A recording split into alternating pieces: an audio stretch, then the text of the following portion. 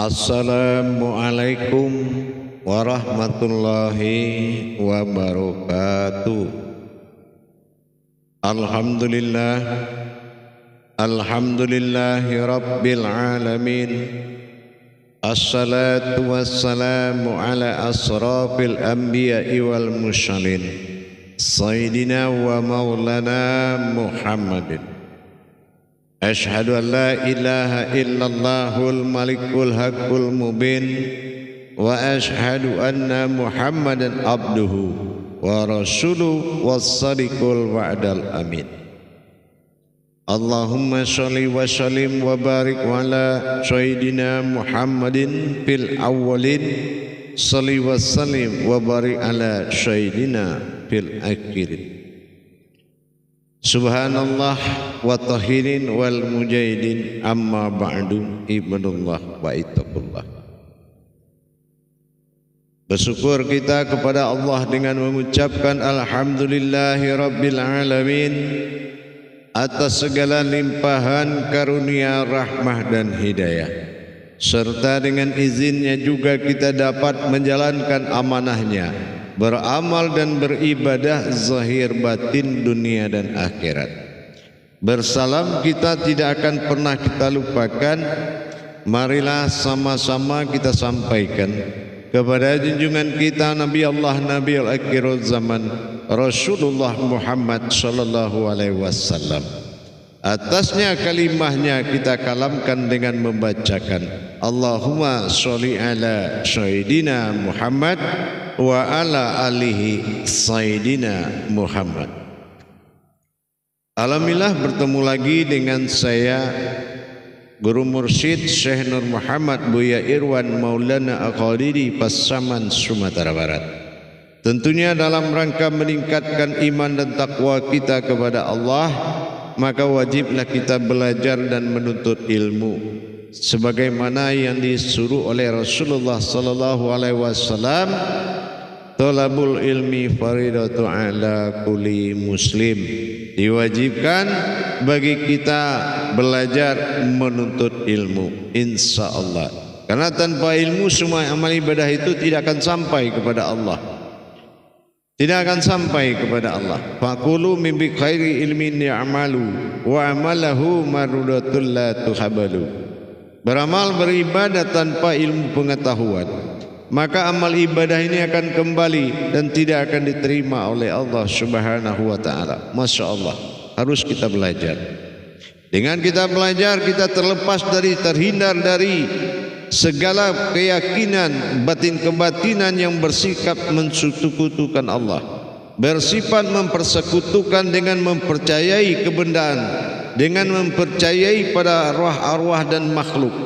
Ini akan membuat kita dibimbing oleh syaitan. Maka kita harus tolabul ilmi faridatu ala kulli muslim. Dengan kebenaran belajar, maka Allah ya Karim, Al-Quranil Karim, salu wa salun nabil pun karim. Semua berasal dari belajar. Memang belajar itu adalah sesuatu yang sangat sulit dan menyulitkan. Tetapi apabila memang rohani yang akan menjadi dasar belajar, sesungguhnya mempelajari diri adalah memperwajali adalah wujud awal diri adalah Tuhan. Illah ba'dal tunggal awal mula jadi, karena riwayat diri berasal dari Allah.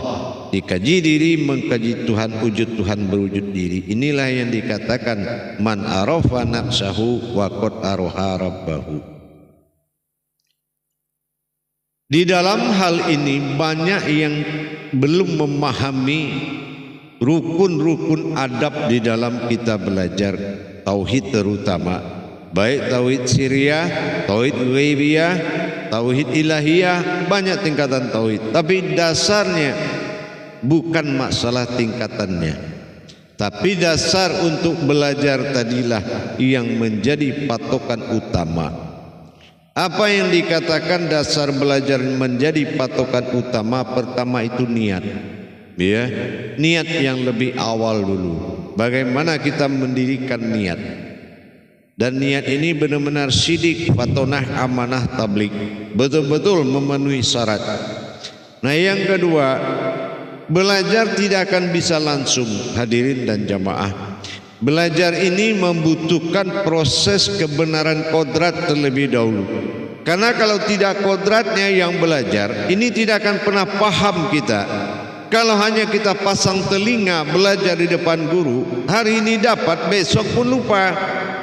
Tapi kalau kita pasang diri, diri inilah yang akan berkembang, yang akan mengingatkan ke seluruh alam diri kita ini untuk bisa menerima. Siapa diri? Inilah yang dikatakan pembersihan ruhani, ruh hayat. Nah itu, jadi nggak bisa kita langsung belajar, langsung kita pelajari semuanya, itu tidak bisa. Semuanya itu adalah berasal dari kodratnya, berasal dari kodratnya semula. Jadi harus benar-benar dipelajari dengan baik. Jadi gitu jamaah sekalian.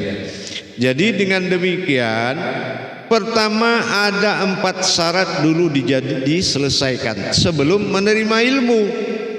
Nah ini kebiasaan, cocok hitungan angka-angka, cocok cerita dengan guru dan murid, ilmu jalan. Itu yang bermasalah. Ya, itu yang bermasalah. Apa masalahnya? 4 perkara ini belum memenuhi syarat yang akan menerima ilmu dan yang memberi ilmu, terutama mungkin satu sisi yang menerima terlebih dahulu. Ya, nah apa hal yang disyaratkan? Kita wajib menjalankan 4 persyaratan, yaitu kebenaran kodrat dulu.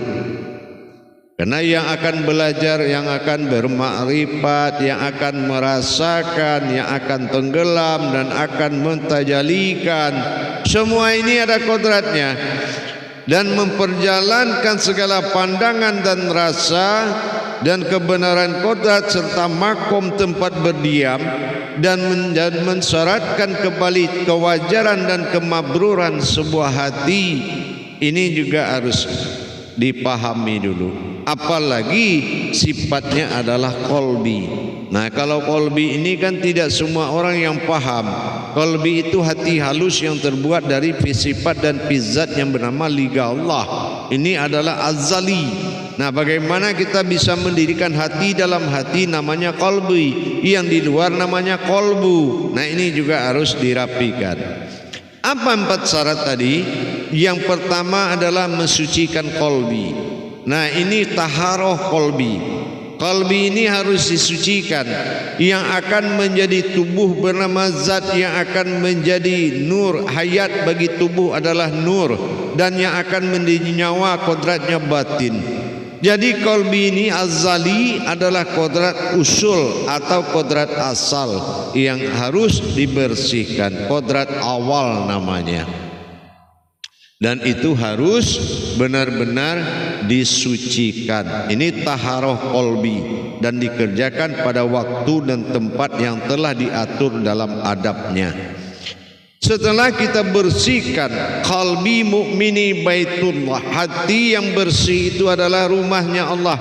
Nah jadi baru kita naik kepada kedua, yaitu kodrat diri. Nah ini kodrat, namanya taharoh kodrat. Taharoh kodrat ini harus suci lagi. Kenapa taharoh kodrat?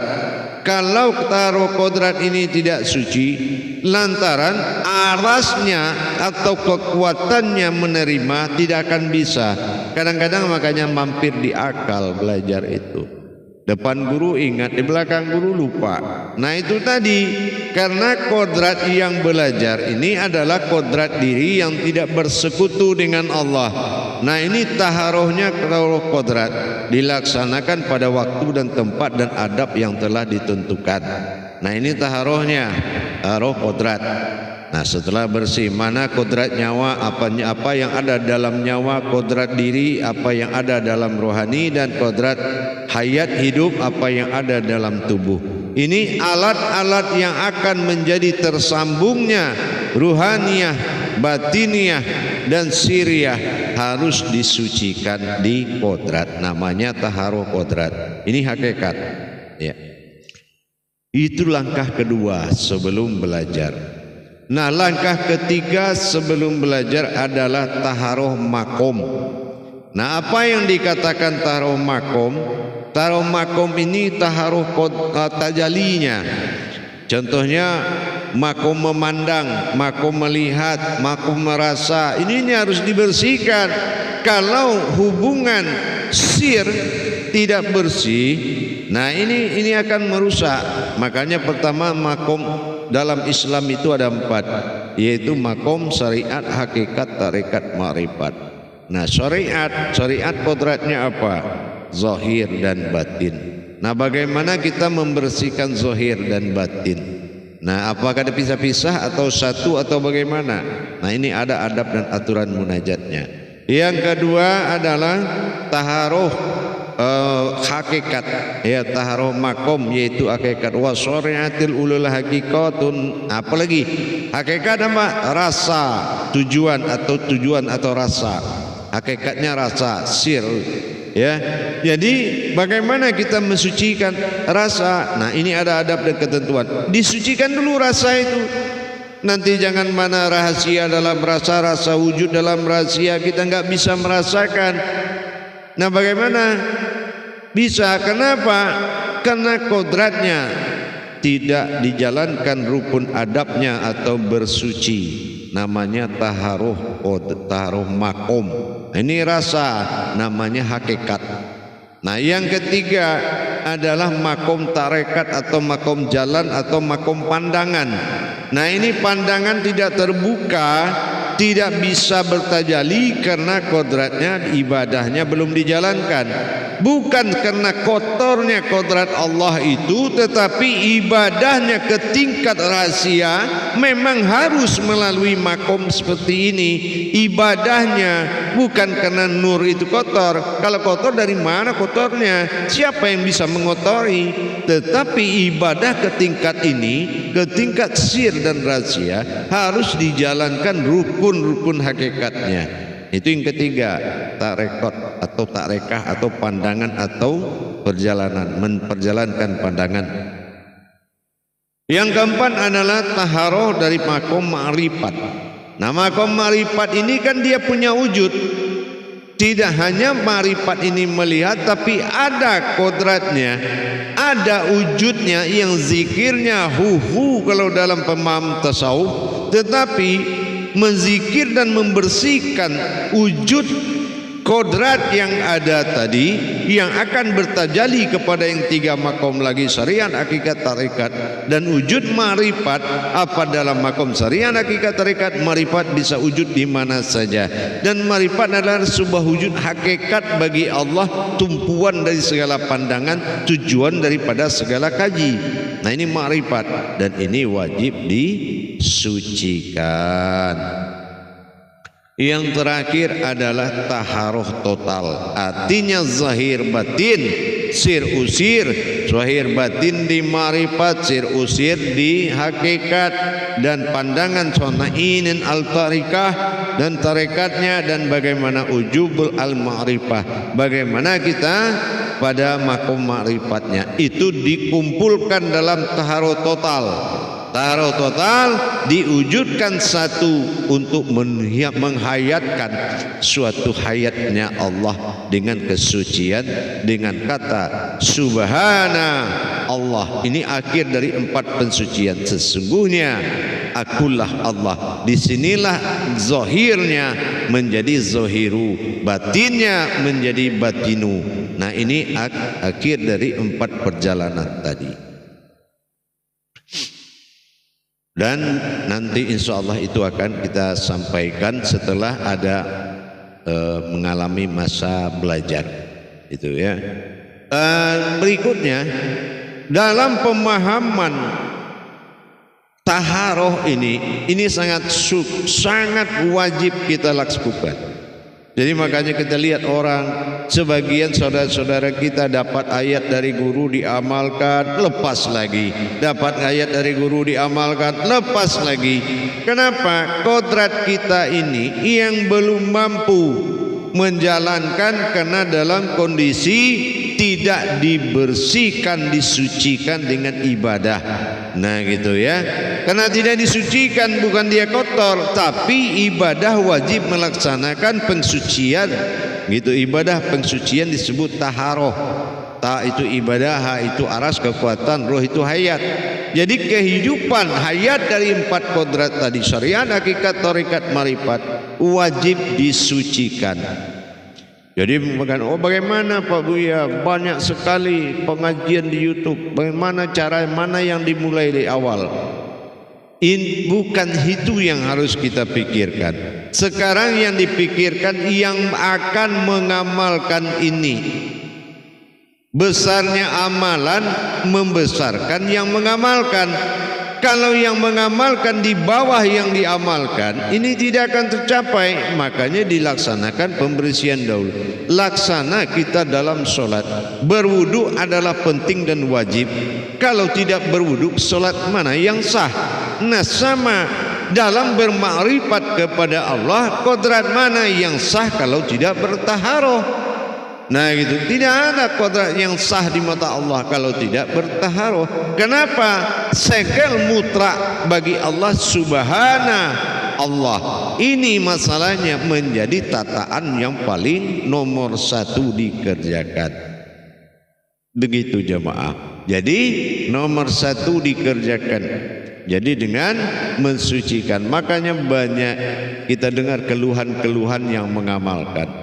Ada yang menyalahkan dirinya, ada yang menyalahkan amalannya, ada yang menyalahkan guru yang memberi amalan. Sangat banyak, ya, sangat banyak. Kenapa? Kalau titik salah itu ada pada diri kita, bukan kepada semua wujud di luar diri, gitu. Ya, karena proses ini proses diri. Kalau proses diri wajib ditaati. Ya, wajib ditaati. Nah gitu. Jadi jangan dulu kita berpikir nanti bagaimana mencernanya susah, saya sudah tua Buya, saya juga lagi stres Buya, saya lagi banyak masalah Buya. Tidak ada kaitannya ke situ. Justru masa suci inilah berlaku dalam menstabilkan semua keadaan. Nah kita lihat dengan kalimat subhanallah, kadang-kadang kita dengar begini, waduh subhanallah dulu orangnya begini, tapi subhanallah sekarang alhamdulillah sudah begini. Dulu dia hidupnya begini, subhanallah sekarang sudah begini. Dengan kesucian itu bisa merubah semua keadaan. Tapi kalau kodratnya ini tidak dilaksanakan, tingkat ibadahnya mensucikan, maka dia belum bisa menjalankan apa yang dikalamkannya. Gitu, nggak bakal bisa percaya. Contoh, kita belum melengkapi syarat untuk berilmu, tetapi kita rajin baca buku. Akhirnya di sini sampai dari rajin baca buku sampai jadi ustadz besar. Nah, tetap Allah ada pada kebenarannya. Teguran demi teguran akan datang berupa aib. Nah, ini akan disentuh oleh Allah. Ya, makanya hati-hati apalagi kita mengeluarkan ayat suci. Nah, kalau kita mengeluarkan ayat suci, harus tahu kita jangan ayat ini bersentuhan dengan kulit, daging, urat dan tulang kita. Bagaimana kita menuntunnya dengan mata batin sehingga kita bisa memperjalankan ayat itu, muncul dari qalbi, digerakkan oleh jantung, disuarakan oleh mulut. Jangan ada yang menyuarakan. Nah, bagaimana mengamalkan dan cara mendirikannya? Harus kita belajar. Demikian. Jadi saya sampaikan kepada saudara saya semuanya, para jemaah kaum muslimin dan muslimat dimanapun berada, rahimakumullah, jangan nekat ya. Himbauan saya sebagai guru mursyid, jangan nekat karena ingin berilmu tetapi ditinggalkan oleh ilmu. Nah, inilah istilah orang Sumatera. Kita merasa menjadi hebat di suatu pelabuhan, tapi pelabuhan meninggalkan kapal. Nah, ini contohnya. Jadi jangan sampai ilmu ada makomnya nggak ada. kalau makomnya nggak ada, ilmu kodratnya langit. Kita pintar lebih banyak orang yang pintar, tapi kita benar belum tentu ada orang yang benar. Nah ini yang harus dipertahankan. Jamaah yang dirahmati Allah, kaum muslimin dan muslimat dimanapun berada, mari kita tingkatkan masa suci, karena suci itu wajib. Ya, sekali lagi saya sampaikan, mari kita tingkatkan masa suci itu, karena suci itu wajib. Ya, Allah sangat mencintai orang-orang yang bersuci. Jadi jangan dianggap nanti nonton YouTube Buya Pasaman Timur, ya Allah amalannya banyak banget, ini mana yang dulu diamalkan. Enggak usah. Ya, Allah fil awal wallah fil akhir. Mau dulu juga Allah ridhoi, mau belakangan juga Allah ridhoi. Tapi persoalannya yang tidak diridhoi Allah adalah hadas. Hadas ini namanya masa hadas, yaitu masa bersuci. Masa bersuci ini harus dilalui dulu, apalagi makom kajinya sudah bertauhid sirriyah ghaibiyah ilahiyah. Nah itu tingkatnya sudah tinggi. Jadi kemampuan dan kadar rohani harus dinaikkan dengan bersuci. Karena kalau enggak, rohani ini akan sulit ya dalam memahami apa yang disampaikan oleh wahyu. Makanya dia akan putus sambung, putus nyambung. Jadi kalau begitu sempat bertuhan kita akan bahaya. Mana ada bertuhan putus nyambung. Nah, jadi mari kita meningkatkan kualitas dan kuantitas ibadah dengan belajar. Nanti bagi jamaah para hadirin dan hadirat yang dirahmati Allah, bagi yang ingin belajar insyaallah silakan menghubungi nomor telepon saya, Guru Mursyid Syekh Nur Muhammad Buya Irwan Maulana Aqadiri Pasaman Sumatera Barat. Tentunya dalam nomor 081398337904 Guru Mursyid Buya Pasaman Timur. Insya Allah langsung kepada saya, nanti akan diatur sebaik mungkin, karena tanpa belajar itu tidak mungkin. Live streaming setiap seminggu sekali, insya Allah. Demikian pemahaman berbagi insya Allah pada waktu dan kesempatan ini, mudah-mudahan berkah dan bermanfaat. Akhirul kalam, wabillahi taufik wal hidayah. Assalamualaikum warahmatullahi wabarakatuh.